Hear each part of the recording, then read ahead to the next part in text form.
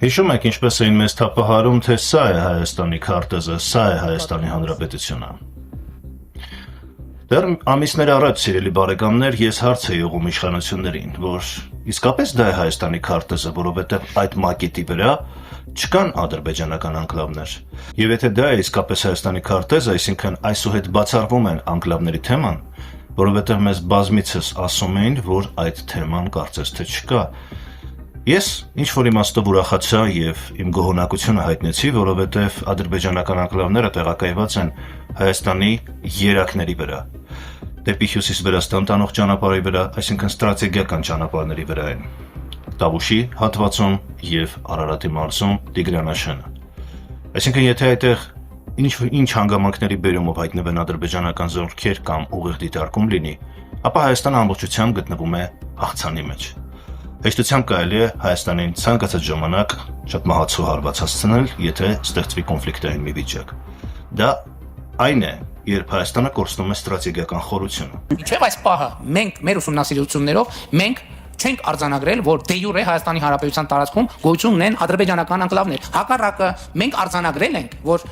Արցախաշենը դե յուրե Հայաստանի Հանրապետության տարածք է։ Եվ այսօր Նիկոլ Փաշինյանը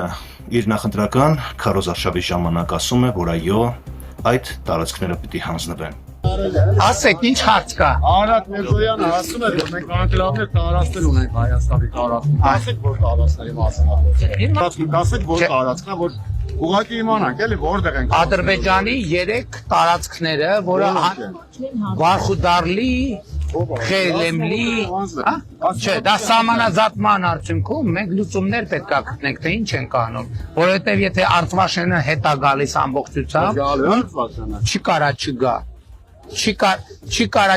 կարար լինի համաձայն։ Ստացվում ենք մի օկուպանտ ենք, պարոն Փաշինյան, որ Ադրբեջանի տարածքները։ Լսեք, հիմա այդ բաները, այդ տերմինները այլևս անցյալում են։ Եվ այսպիսով ինչի ենք ականատես լինում, սիրելի բարեկամներ, ստի հերթական դոզայի։ Գիտեք, սա արդեն համակարգ է, սա արդեն կառավարման ձև է։ Հիշում եք, Արցախը հանձնելու մասին խոսակցություններին նրանք կտրուկ հակադարձում են, որ չկա նման բան, պատվեր է դա, բայց մենք հետո տեսանք ինչ եղավ։ Հետո ինչ եղավ դրանից հետո։ Հայաստանի ինքնիշխան տարածքները սակարկման ենթակա չեն, մենք ոչինչ չենք զիջում, ինչ ենք զիջել, որ, բայց Սև լճի հատված, ներքին հանդ, Տավուշի հատվածներ։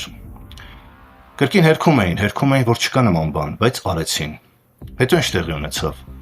Ասեցին, որ սա է Հայաստանի քարտեզը։ Փաստորեն այստեղ էլ խաբեցին։ Այդ սխտերի անդադար շարքը հետևելիս ուղղակի կորցնում ենք հաշվի զգացողությունը, մոռանում ենք նույնիսկ հաշվել, թե սա որերորդ սուտն է։ Սա արդեն համակարգ է։ Եվ հիմա ասում են, գիտեք, 300,000 ադրբեջանցիները դա սուտ է, դա հիբրիդային պատերազմ է, դա ադրբեջանական նարատիվներ բերել է, չնայած իրենք են այդ թեման բերել եւ լեգիտիմացրել։ Ասում է սուտ է միջանցքը, տեսեք, Ամերիկայի հետ միասին վերահաստատեցինք ինքնիշխանությունը։ Բայց բազմիցս ստելուց հետո ինչպես կարելի է այլևս ձեզ հավատալ։ Սա արդեն վստահության ճգնաժամ է, համակարգային ճգնաժամ է։ Եվ ինչպես կարելի է այսքանից հետո այո ասել այս սուտասաններին, որովհետև չկա այլևս վստահություն, որովհետև ինչ նրանք համոզմունքով հերքում են, արդեն գրեթե 100% հավանականությամբ նրանք անելու են։ Ինչը ասում են սուտ է, նրանք դարձնում են իրականություն։ Իսկ ինչը իրականություն է, նրանք վերածում են ստի։ Հետևաբար հունիսի 7-ին դուք պարտավոր եք գնալ ընտրության եւ մերժեք սուտը, որովհետև առանց ճշմարտության եւ արդարության Հայաստանը չի կարող ունենալ երջանիկ ապագա։ Հավանեք, տարածեք, բաժանորդագրվեք։